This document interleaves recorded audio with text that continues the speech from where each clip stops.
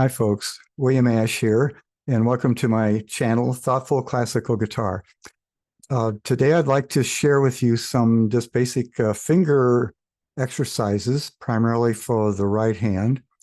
And if you stay toward the end of the video, I'll throw in a bonus something for the left hand as well.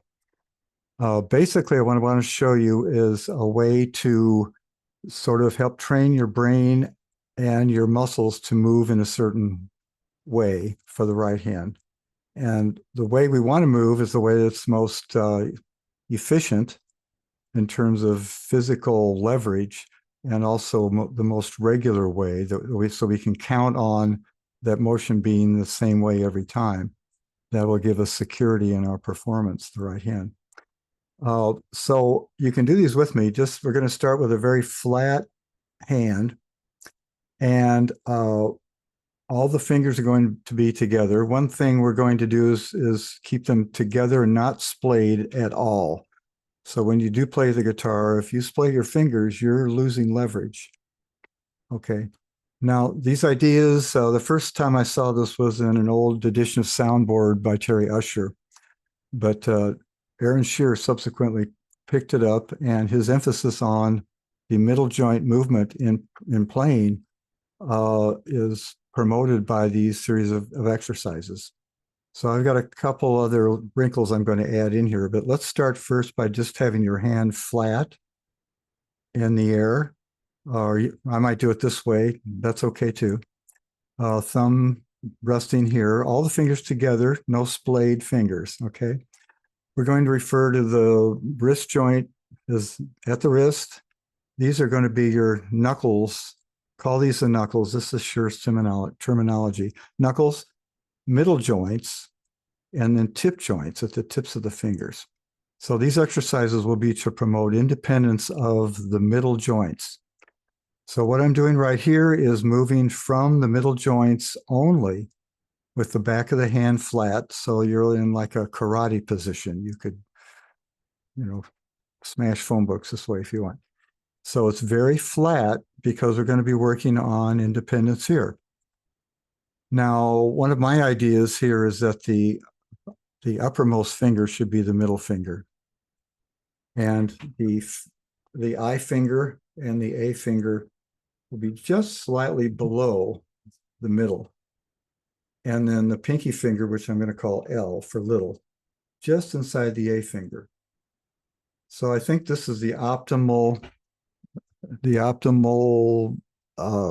position for the fingers in doing these exercises, and when you play the instrument as well. So I'll have another video on right hand position when playing the instrument. Now, so if we move all just from the middle joints and maintain that innerness of the little finger inside A and the I and A fingers inside M, when we pull back, that's what we want. So if you pull just the index and the A finger, they'll probably carry the other two with them. Okay, so that might be the feeling that you have. Okay, so once you can do that, let's move the I finger itself, I alone. So let's see how I can show it this way. I alone, and then M, A, and L. Let the little finger pull the A finger, pull the M finger. So they move as a unit.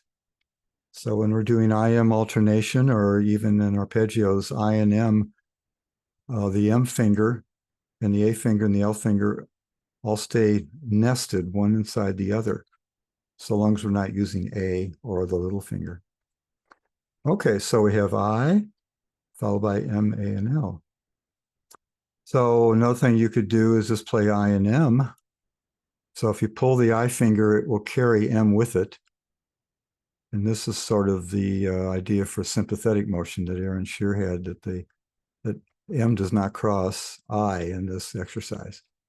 And then the little finger followed by the A finger, moving like so. Okay. Now, it might get those, hopefully that's fairly easy. It might be not natural to you yet, but it will be in time. This might be a little harder. We're going to move M alone.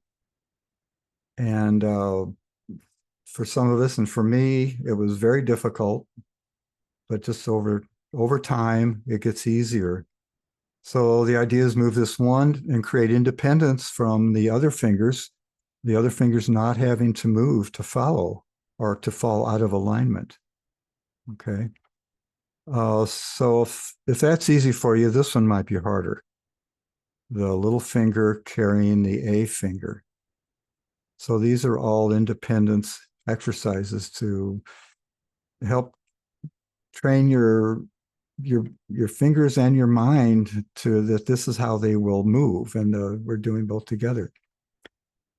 I suggest moving the little finger as well, whoops, because it does tend to carry the A finger, and I can't seem to keep this knuckle down like I would like to. So if it comes up, it comes up. For some of us, this is easier than others. It took me about 6 months to go from here to here, from like here to here. So in time, this can loosen up. And I do have other videos about actually using that finger. So especially if you want to use that, you should exercise this way as well. Okay, so we can also go I, A, and L, leaving M out. Then alternate that with playing M. Then these three fingers moving together, and then M. Those two followed by these two. Any combination is good. So I and A, whoops, followed by M and L. M and L moving together might be quite difficult. So I do this one a lot when I'm just taking a jog or thinking about it, because this is one of the more difficult ones to do, like so. So if you do this, just every time you think about doing it, the hardest part is to remember to do it. So you might set your phone to ring every hour or so and do a little reminder that, oh yeah, I should do these exercises for a minute. So if you just do these frequently and don't do them for very long, but just a minute or so, go through all the different combinations, including all together. And the thumb just sits here naturally. This will help create independence, and hopefully on the instrument you'll be able to rely on these motions to be there when you want to play the A finger. That's how it's going to move. Okay, so this is where you can work on open strings, just moving specific fingers, making sure that they stay together. If you have trouble when you're moving on open strings, I'll talk about this later. You can put little pieces of paper in here to maybe remind you. If the paper falls out, that reminds you that you've splayed, and you don't want to do that. So this is just, these are really great exercises just for keeping things in position. For the left hand, really briefly, there's other videos. I'll put one by Grisha, Goryachev in the text.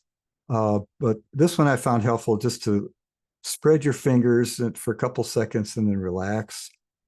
And in this hand, we really want to spread the fingers, because this is what we're going to be doing all the time. Okay. Now I can't guarantee this is helpful, but I do this a lot. I do the I finger from a splayed position and an M from a splayed position, and try to keep it in line with the tendons and back. Don't let it kick over to the side when you do it. Try to keep it in line with its tendon on the back. And then the finger 3, and then finger 4 will probably come in when you do it. Then you can alternate 1 and 3, and 2 and 4 together should be difficult. 4 and 2 should be the harder ones, especially 4, but doing them together is the hardest. But I find this to be helpful, and let me know in the comments if you do as well. So thanks for watching. Anytime you want to subscribe, just look at the button down here. And then up at the top, I'm with St. Louis Classical Guitar, and any donations are appreciated. And I do have a website as well, Thoughtful Classical Guitar. So let me know in the comments if you find this helpful or have any questions, and we'll see you next time. And thanks for watching. Okay. All right. Take care. Happy playing. Bye-bye.